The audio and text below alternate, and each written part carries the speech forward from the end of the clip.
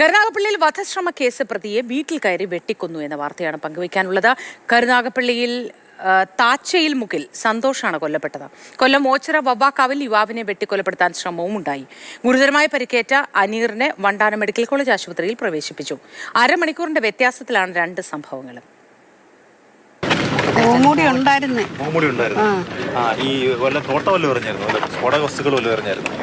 ഭയങ്കര അതിനകത്ത് രണ്ടാമത്തോന്ന് പൊട്ടിച്ചു വെട്ടെല്ലാം കഴിഞ്ഞെനിക്ക് അത് പൊട്ടിച്ചത്. വെളിയിൽ നിന്നോട്ട് ഇങ്ങനെ എറിഞ്ഞപ്പോ ടപ്പോന്ന് പൊട്ടി. അങ്ങനെ അയലുകാരൊക്കെ ആരും വന്നതൊന്നുമില്ല. അന്നേരത്തെ വെപ്രാളത്തിന് എൻ്റെ സാറന്മാരെ ഞാൻ അവിടെ കിടന്നങ്ങ് കരഞ്ഞത്. എൻ്റെ കുഞ്ഞിനെ ഒന്നും ചെയ്യല്ലേ എന്നും പറഞ്ഞു. പണ്ട് വന്ന് ഇതുപോലെ ചെയ്തേച്ച് പോയതല്ലയോ.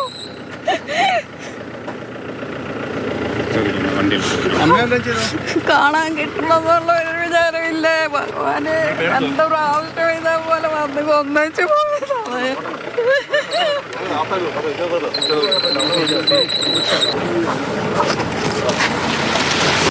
നമ്മളിപ്പം പ്രിലിമിനറി സ്റ്റേജിലാണ്. ഒന്ന് എന്തെങ്കിലും ആയിട്ട് കൺഫേം ചെയ്തിട്ടറിയാം. നമ്മളിപ്പം ഒന്നും പറയാറായിട്ടില്ല. നമ്മൾ കൺഫേം ആയിട്ട് അറിയിക്കാം, അല്ലാതെ പറയുന്നത് ശരിയല്ലല്ലോ. ഇൻവെസ്റ്റിഗേഷന്റെ മോസ്റ്റ് പ്രിലിമിനറി സ്റ്റേജിലാണ്. നമുക്കിപ്പം ഇതിനെപ്പറ്റി പറയണ്ട, ജസ്റ്റ് ഒന്ന് കൺഫേം ചെയ്തിട്ട് നമ്മൾ അന്വേഷിക്കുന്നുണ്ട്. നമ്മൾ അന്വേഷിക്കുന്നുണ്ട്. വിശദാംശങ്ങളുമായി കണ്ണൻ നായർ നമുക്കിപ്പം ചേരുന്നു. Kannan Nair, good morning. ഈ രണ്ട് സംഭവങ്ങൾക്ക് പിന്നിലും ഒരേ ആൾക്കാർ തന്നെ ആയിരിക്കണം എന്നൊരു സംശയമാണല്ലോ പോലീസ് ആദ്യഘട്ടത്തിൽ നിഗമനമായി പങ്കുവയ്ക്കുന്നത്. എന്താണ് രണ്ട് സംഭവങ്ങളുടെയും പ്രത്യേകതയായി പറയുന്നത്? വിശദാംശങ്ങൾ എന്താണ്? രണ്ട് സംഭവങ്ങളുടെ പ്രത്യേകതയായി പറയുന്നത്, ഈ രണ്ട് സംഭവങ്ങളും നടത്തിയ അക്രമികൾ ഒരു വെള്ള കാറിലാണ് വന്നിട്ടുള്ളത്. ഈ രണ്ട് സംഭവങ്ങൾ, അതായത് സന്തോഷിന്റെ കൊലപാതകവും അതിനുശേഷം അനീറിനെ വെട്ടിയതും തമ്മിൽ ഏതാണ്ട് അരമണിക്കൂറിന്റെ വ്യത്യാസമേ ഉള്ളൂ. ഇവിടെ നിന്ന് ഒരു 10 മിനിറ്റ് യാത്ര ചെയ്ത് കഴിഞ്ഞാൽ വവ്വാക്കാവിലേക്ക് എത്താൻ സാധിക്കും. അതുകൊണ്ട് തന്നെയാണ് ഇത്തരത്തിലുള്ള ഒരു രണ്ട് സംഭവങ്ങൾക്കും തമ്മിൽ ഒരു ബന്ധമുണ്ടോ എന്നുള്ളൊരു സംശയത്തിലേക്ക് പോലീസ് എത്തിയിട്ടുള്ളത്. പക്ഷേ സന്തോഷും അനീറുമായി നേരത്തെ ഒരു വ്യക്തിബന്ധമോ അല്ലെങ്കിൽ പരിചയമോ ഉണ്ട് എന്ന് ഇതുവരെ സ്ഥിരീകരിക്കാൻ സാധിച്ചിട്ടില്ല. അതും ഒരു സംശയം തന്നെയാണ്. ഇന്നലെ പുലർച്ചെ 2:15 കൂടിയാണ് ഈ വീട്ടിലേക്ക്, ഞാനിപ്പോൾ നിൽക്കുന്ന സന്തോഷിന്റെ വീട്ടിലേക്ക് അക്രമി സംഘം എത്തിയത്. 4 അംഗ സംഘമാണ് ആക്രമിച്ചതെന്നാണ് അമ്മ പറയുന്നത്. മുഖംമൂടി ധരിച്ച ആൾക്കാരായിരുന്നു എന്ന് പറയുന്നു. ആദ്യം അവർ ഈ വീട്ടിലേക്ക് എത്തി. വീട്ടിൽ CCTV ഉണ്ട്. അതുകൊണ്ട് തന്നെ മെയിൻ സ്വിച്ച് ഓഫ് ചെയ്തു. വൈദ്യുതി ബന്ധം പൂർണ്ണമായും വിച്ഛേദിച്ചു. അതായത് അവരുടെ ദൃശ്യങ്ങൾ ഈ ക്യാമറയിൽ പതിയാതിരിക്കാൻ വേണ്ടിയാകാം കാര്യം ചെയ്തത്. അതിനുശേഷം അവർ വീട്ടിൻ്റെ ഒരു വാതിൽ ചവിട്ടി തകർത്തു. അതിനു മുമ്പ് സ്ഫോടക വസ്തു എറിഞ്ഞു എന്നും പറയപ്പെടുന്നു. അതിൻ്റെ ബാക്കി പത്രങ്ങൾ ഇവിടെ നമുക്ക് കാണാൻ സാധിക്കുന്നുണ്ട്.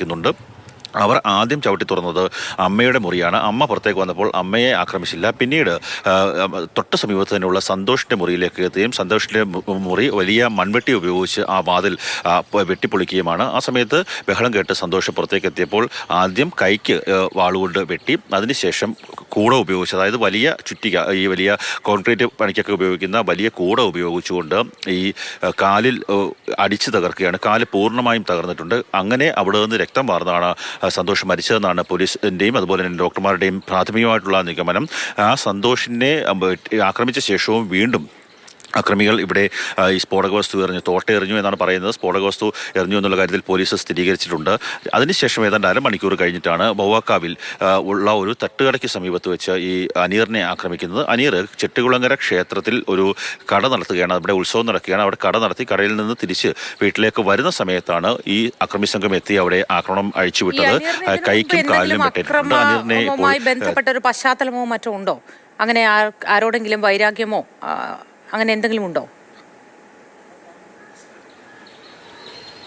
മോത്തി, അങ്ങനെ ഒരു സംശയം പോലീസിനോട് ചോദിച്ചിരുന്നു. പക്ഷേ പോലീസ് അക്കാര്യത്തിൽ ഒരു സ്ഥിരീകരണം നൽകുന്നില്ല. അനീറിൻ്റെ ഒരു പശ്ചാത്തലം എന്താണ്, അയാൾക്ക് നേരത്തെ ക്രിമിനൽ പശ്ചാത്തലമുണ്ടോ എന്നടക്കമുള്ള കാര്യങ്ങൾ നമ്മൾ അന്വേഷിച്ചിരുന്നു. പോലീസ് അക്കാര്യത്തിലൊരു സ്ഥിരീകരണം നൽകുന്നില്ല.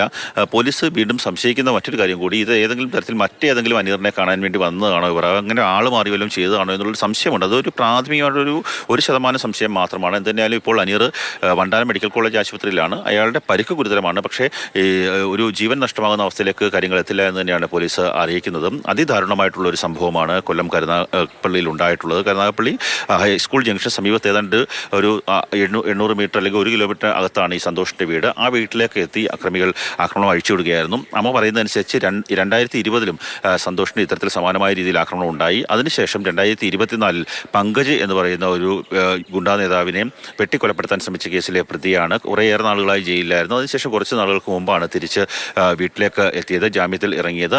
ആ ഒരു കൊലപാതക ശ്രമത്തിൻ്റെ ബാക്കി പത്രം അല്ലെങ്കിൽ ഒരു ഗുണ്ടാ പകപോക്കലാണ് എന്നുള്ളൊരു സംശയമാണ് ഇപ്പോൾ പോലീസിനുള്ളത്. ആ കൊല്ലം സിറ്റി പോലീസ് കമ്മീഷണർ കിരൺ നാരായണന്റെ വാക്കുകളിലും അത് നമുക്ക് വ്യക്തമാകുന്നുണ്ട്. സന്തോഷിന്റെ കാര്യത്തിൽ അത്തരത്തിൽ ഒരു പശ്ചാത്തലമുണ്ട് എന്ന് പറയാം. അങ്ങനെ ഒരു മുൻ വൈരാഗ്യത്തിൽ, പൂർവ്വ വൈരാഗ്യത്തിൽ സംഭവിച്ചിരിക്കാം എന്ന് വിചാരിക്കാം. പക്ഷേ അനീറിന്റെ കാര്യത്തിൽ യാതൊരു വ്യക്തതയും ഈ ഘട്ടത്തിൽ നമുക്ക് ലഭ്യമല്ല, അല്ലേ കണ്ണൻ? തീർച്ചയായും അനീറിന്റെ കാര്യത്തിൽ യാതൊരു വ്യക്തതയും നമുക്ക് ഇതുവരെ ലഭ്യമായിട്ടില്ല. അയാളുടെ വിവരങ്ങൾ പോലീസിൽ നിന്ന് ലഭിക്കുന്നതുള്ളത് 2 പോലീസ് സ്റ്റേഷൻ പരിധിയിലാണ്. ഇപ്പോൾ സന്തോഷിന്റെ കൊലപാതകം നടന്നത് കരുനാഗപ്പള്ളി പോലീസ് സ്റ്റേഷൻ പരിധിയിലും അനീറിന്റെ ഒരു ആക്രമണം ഉണ്ടായത്, വധശ്രമം ഉണ്ടായത് ഓച്ചിറ പോലീസ് സ്റ്റേഷൻ പരിധിയിലുമാണ്. അങ്ങനെ കൊല്ലം സിറ്റി പോലീസിലെ മുഴുവൻ ഉദ്യോഗസ്ഥരും, കമ്മീഷണർ, അതുപോലെ തന്നെ ASP, മറ്റ് ACPമാരടക്കമുള്ള ആൾക്കാരെല്ലാം തന്നെ ഇവിടെ എത്തി കാര്യങ്ങൾ പരിശോധിക്കുകയാണ്. കരുനാഗപ്പള്ളി പോലീസ് സ്റ്റേഷൻ കേന്ദ്രീകരിച്ചുള്ള ഒരു അന്വേഷണമാണ് നടത്തുന്നത്. ഇപ്പോഴും പോലീസ് സംശയിക്കുന്നത് തീർച്ചയായും ഈ 2 സംഭവങ്ങളും തമ്മിൽ ബന്ധമുണ്ട് എന്ന് തന്നെയാണ്. അതിന് ഞാൻ ആദ്യം സൂചിപ്പിച്ച കാര്യങ്ങൾ തന്നെയാണ്. അത് ഒന്നാമത്തേത് ഇവിടെ നിന്ന് 2.5 മണിക്കൂർ വ്യക്തതയിലേക്ക് വരുന്നതുവരെ എന്താണ് ഇത് തമ്മിലുള്ള ബന്ധം? ഒരു കൊലപാതകത്തിനും മറ്റ് വധശ്രമത്തിനും പിന്നിൽ ഒരേ ആൾക്കാർ തന്നെയാണോ? അങ്ങനെയെങ്കിൽ ഇതിന്റെ കാരണം എന്താ തുടങ്ങിയ കാര്യങ്ങളിലെ വ്യക്തതയിലേക്ക് നമുക്ക് വരാം.